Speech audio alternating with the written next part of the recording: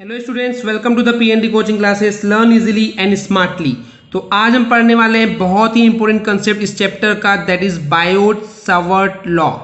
Okay, actually ये T जो है वो साइलेंट होता है तो उसको पढ़ते हैं बायो-सावर्ट लॉ। ओके, चलिए समझते हैं कि क्या कंसेप्ट है, कैसा लॉ है ये। तो द वेरी फर्स्ट थिंग जो पिछले वीडियोज में हमने पढ़ के आए कि ऑस्टेड ने एक एक्सपेरिमेंट किया था। उन्होंने एक्चुअली एक इलेक्ट्रिक कंडक्टर या फिर इलेक्ट्रिक वायर में से इलेक्ट्रिसिटी को जो सप्लाई किए थे, तो उन्होंने ये ऑब्जर्व किए थे कि उस इलेक्ट्रिक वायर के चारों तरफ एक अलग सा फील्ड जनरेट हो गया था जिसको उन्होंने बोले थे मैग्नेटिक फील्ड। एंड उन्होंने उस मैग्नेटिक फील्ड के बारे में कुछ कुछ एस्पेक्ट को लेकर के कुछ अपने थ्योरी सामने रखी थी। ओके, पर जो उन्होंने एक्सप्लेनेशन दिया था उस थ्योरी के अंदर वो सिर्फ और सिर्फ क्वालिटेटिव एस्पेक्ट को रिप्रेजेंट करता है।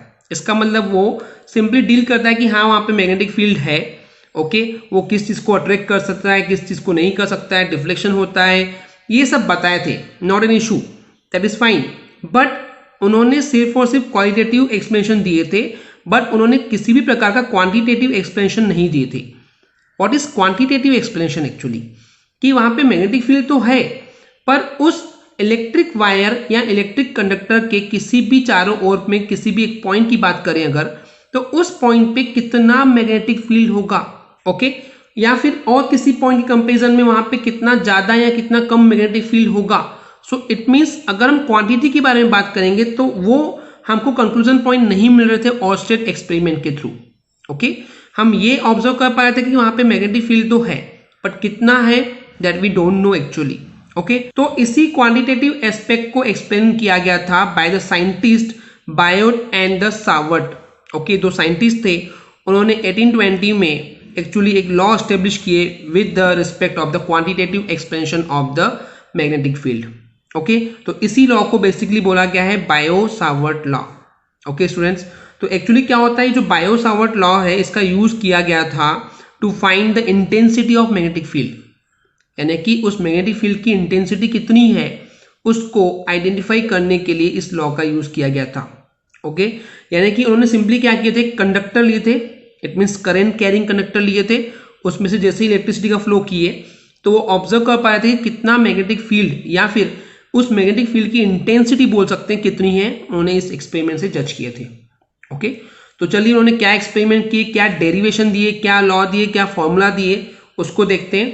तो सबसे पहले क्या किया उन्होंने, एक ये एमएन इज व्हाट, ये एक इलेक्ट्रिक कंडक्टर है, यहाँ बोल सकते हैं इलेक्ट्रिक वायर है।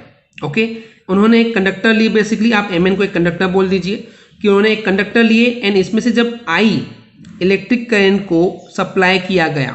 ओके, तो इन्होंने ऑब्जर्वेशन जो है पूरी वायर पे नहीं लिया। ओके, एक छोटा सा इस वायर का एलिमेंट ले लिए, that is DL. Okay, and इन्होंने क्या किए, इस डीएल एलिमेंट के लिए सिंपली इसके रिस्पेक्ट में एक पॉइंट पी लिए, इस पॉइंट पी पे intensity of magnetic field identify किए। इट मीन्स इस पॉइंट पी पे कितना मैग्नेटिक फील्ड है उस पे एक्सपेरिमेंट किए, और ये जो पॉइंट पी है इस स्मॉल एलिमेंट से आर डिस्टेंस पे है, या फिर ये बोल सकते हैं कि पोजीशन वेक्टर जो है इसका पॉइंट पी का with respect to this dl is r vector. Okay, and ये जो स्मॉल एलिमेंट डीएल है और ये जो आर वेक्टर है इनके बीच का एंगल जो है वो थीटा है।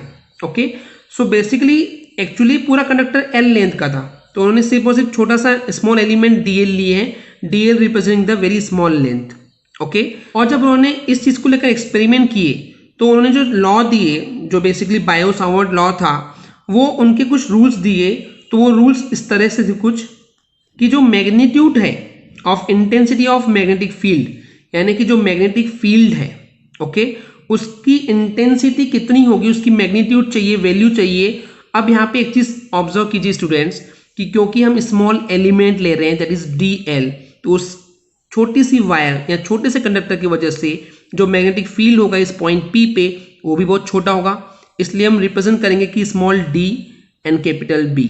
Okay, small d B is a magnetic field which is caused by the small element of conductor current carrying which is okay dl। अब b is what, b से हम रिप्रेजेंट करते हैं मैग्नेटिक फील्ड को, जैसे कि पिछले चैप्टर में हम पढ़ के आ चुके हैं कि इंटेंसिटी ऑफ इलेक्ट्रिक फील्ड को कैपिटल ई से रिप्रेजेंट किया जाता है, उसी तरीके से इंटेंसिटी ऑफ मैग्नेटिक फील्ड को रिप्रेजेंट किया जाता है, दैट इज बी। ओके, तो बायो सावर्ट ने लॉ दिया कि जो मैग्नीट्यूड है of intensity of magnetic field, उस मैग्नेटिक फील्ड की इंटेंसिटी जो है दैट इज dB, वो डायरेक्टली प्रोपोर्शनल होगी उस करेंट के जो कि उस कंडक्टर में से फ्लो हो रही है। It means that is dB, okay, it means magnitude of intensity of magnetic field is directly proportional to I।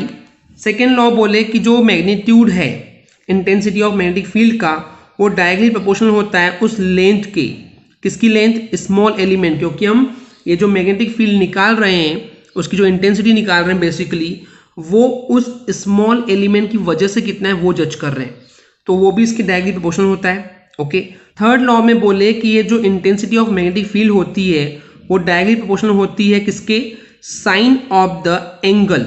Okay, और ये जो एंगल था वो किसके बीच में था, that is small element dl and the radius vector, या फिर आप ये बोल सकते हो पोजिशन वेक्टर r वेक्टर के।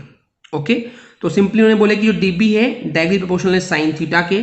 And the last rule, intensity of magnetic field जो है वो इनवर्सली प्रोपोर्शनल है square of the distance. Distance क्या था ये, between the observation point and the line element, that is dl। Okay, उस dl point के एंड उस पॉइंट P के बीच का जो डिस्टेंस था उसके इनवर्सली प्रोपोर्शनल होता है उसके स्क्वायरिंग के।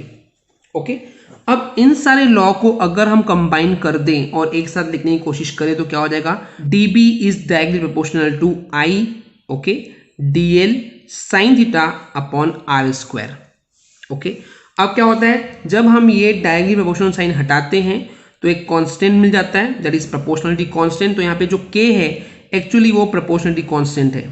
ओके, इसकी जो वैल्यू है वो डिपेंड करती है कि आपने कौन सा सिस्टम ऑफ यूनिट यानी कि कौन सी यूनिट सिस्टम पे डिपेंड कर रहे हैं। CGS के लिए अलग होगा, देन SI के लिए अलग होगा, या फिर आपने जो यहाँ पे मीडियम लिए हैं, ओके, आपने एयर लिए, वैक्यूम लिए या और कोई मीडियम लिए हैं तो उस पर भी डिपेंड करता है। ओके स्टूडेंट्स, तो बेसिकली अब यहाँ पे हमको देखना पड़ेगा कि अगर अलग अलग यूनिट ऑफ सिस्टम लेंगे हम, आई मीन अलग अलग सिस्टम ऑफ यूनिट लेंगे तो क्या बिहेवियर होगा, चलिए देखते हैं। तो सबसे पहले हम लोग यहाँ पे CGS सिस्टम की बात करते हैं और एयर या वैक्यूम के लिए हम k की वैल्यू लेते हैं इज इक्वल टू 1। ओके, तो सिंपली k वहां से हट जाएगा तो हो जाएगा ये magnetic field that is dB is equal to I dl sine theta upon r square. And keep in mind magnetic field की CGS सिस्टम में जो यूनिट है वो होती है gauss. Okay students, so this is very much important formula, आपको ये याद होना चाहिए। ओके, एंड SI सिस्टम में एयर या वैक्यूम के लिए जो k की वैल्यू होती है that is mu naught upon 4 पाई।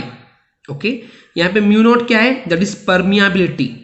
जैसे कि आपने इलेक्ट्रिक फील्ड में देखे थे कि वहां पे 1/4 पाई एप्सिलॉन नॉट था। एप्सिलॉन नॉट क्या था, दैट इज परमिएटिविटी, राइट। यहाँ पे क्या है, that is mu naught is a permeability for the air and vacuum. Okay, now what, अगर हम ऐसे सिस्टम की बात करें तो k की वैल्यू रखेंगे that is mu naught upon 4 pi, तो आ जाएगा ये dB is equal to mu naught upon 4 pi then I dl sine theta upon r square. Okay, and SI system में अगर मैं सिंपली बात करूं तो इसकी SI यूनिट होती है that is Tesla. Magnetic field की SI यूनिट क्या होती है, that is Tesla. Okay, now one more thing, ये जो म्यू नॉट अपॉन 4 पाई है इसकी पूरी जो वैल्यू होती है एक्चुअली होती है 10 टू द पावर ऑफ -7। तो हो जाएगा simply dB is equal to, I mean magnetic field is equal to 10 to the power of -7 I dl sin theta upon r square and the unit is Tesla। Okay, now अगर हमको specifically permeability it means mu naught की value चाहिए तो वो कितनी होती है, that is 4 pi into 10 to the power of -7। जैसे हम यहाँ पे रखेंगे तभी तो 4 पाई से 4 पाई कैंसिल हो जाएगा and 10 to the power of -7 हमको मिल जाएगा। अब इस म्यू नॉट की जो यूनिट होती है Tesla metre per ampere. Okay, ये कहां से आई, चलिए देखते हैं। तो ये फॉर्मूला था हमारे पास that is dB is equal to mu naught 4 pi I dl sine theta upon r square. अब हमको क्या करना है, इस म्यू नॉट की यूनिट बनाना है तो इसको सब्जेक्ट बनाना पड़ेगा। एंड यहाँ पे जो कांस्टेंट वैल्यू है वो कौन कौन सी है, 4 पाई है एंड साइन थीटा, एंगल की कोई यूनिट नहीं होती है, 4 पाई इज आल्सो कांस्टेंट, इसको हटा देंगे, इसको सब्जेक्ट बनाएंगे तो हो जाएगा mu naught is equal to dB into r square upon I dl, right. अब dB is what, magnetic field. SI unit की बात करें तो हो जाएगा टेस्ला। ओके, एंड ये जो r है, r क्या है, distance, so it will become in the metre, so metre square या square metre upon I is what, current. Current की SI यूनिट क्या होती है, ampere. And dl is a length, length means metre, तो 1 metre से 1 metre cancel, तो mu naught की unit हो जाएगी that is tesla metre per ampere, वही यहाँ पे लिखा हुआ है। ओके स्टूडेंट्स, क्लियर हो गया। तो इस तरीके से जो आपको इक्वेशन 2, इक्वेशन 3, इक्वेशन 4 दिख रहे हैं, इसी को बोला गया है बायो-सावर्ट्स लॉ। ओके, एंड इन्हीं इक्वेशंस के हेल्प से हम किसी भी मैग्नेटिक फील्ड की इंटेंसिटी का मैग्नीट्यूड फाइंड इजीली कर सकते हैं। ओके स्टूडेंट्स, आई होप क्लियर हो गया होगा। तो चलिए अब इसे कुछ केसेस की बात करते हैं। तो यहाँ पे जो हम केसेस डील करने वाले हैं वो एग्जैक्टली क्या होगा कि यहाँ पे जो थीटा है एक बार वो 0 एंड 180 रखेंगे। ऐसा क्यों? क्योंकि हम ये लेट करने की जो पॉइंट P है वो लाइक कर रहा है उस कंडक्टर के ऊपर, तो या तो एंगल 0 हो सकता है या तो एंगल 180 हो सकता है। सेकेंड केस, अब हम उस पॉइंट को उस करंट कैरिंग कंडक्टर के परपेंडिकुलर रखेंगे, it means theta will become the 90 degree. तो चलिए देखते हैं क्या डिफरेंस पड़ने वाला है। पहला केस है कि जो कंडक्टर है उस कंडक्टर पे ही पॉइंट P लाइक कर रहा है एंड उस पॉइंट P पे हमको उसकी मैग्नेटिक फील्ड की इंटेंसिटी आइडेंटिफाई करनी है। ओके, तो वहाँ पे जब थीटा होगा वो या तो 0 हो सकता है तो 180 हो सकता है। तो साइन थीटा अगर 0 लेंगे या 180 लेंगे तब भी answer will become the 0, right. तो बेसिकली क्या होगा, साइन 0 या साइन 180 रखेंगे तो ये 0 हो जाएगा ओवरऑल, तो 0 इंटू करेंगे तो आंसर विल बिकम द 0। इसका मतलब जो इंटेंसिटी ऑफ मैग्नेटिक फील्ड होती है वो कंडक्टर पे किसी भी पॉइंट पे 0 ही होती है। यानी कि बेसिकली मैं ये बोल सकता हूँ इन समरी, कंडक्टर पे आप कहीं पे भी देखेंगे तो वहाँ पे मैग्नेटिक फील्ड 0 होता है। ओके स्टूडेंट्स, लेकिन यही अगर पॉइंट P परपेंडिकुलर रखें उस करंट एलिमेंट के, that is small element dl, okay, तो उस कंडीशन में थीटा क्या हो जाएगा, 90 हो जाएगा। So sine 90 is equal to 1, so dB will become mu naught upon 4 pi I dl upon r square. तो ये वो maximum intensity of magnetic field मिलेगी जो कि हो सकती है। यानी कि अगर आपको maximum intensity of magnetic field चाहिए तो आपको उस करंट एलिमेंट के परपेंडिकुलर में एक पॉइंट लेना पड़ेगा। Getting my point? Okay students, तो ये बेसिक चीज़ें थी। अब यहाँ पे एक और चीज़ है कि ये जो हमने फॉर्मूला अभी देखे थे that is dB is equal to mu naught upon 4 pi I dl sine theta upon r square, ये एक्चुअली स्केलर फॉर्म में था। चलिए अब इसका देखते हैं वेक्टर फॉर्म में क्या होता है। तो सिंपल सी बात है स्टूडेंट्स, हमको पता है पहले से कि हमको यहाँ दिख रहा है कि जो फॉर्मूला था that is sine theta. Okay, and simply हमको पता है कि जो साइन थीटा होता है वो क्रॉस प्रोडक्ट फॉर्म में आता है, राइट। इट मीन्स अगर vector A cross vector B करेंगे, okay, vector A cross vector B करेंगे तब जाके उसको सॉल्व करने पे AB साइन थीटा होता है। ये आपको पता है, क्लास 11 से आप पढ़ के आए हैं।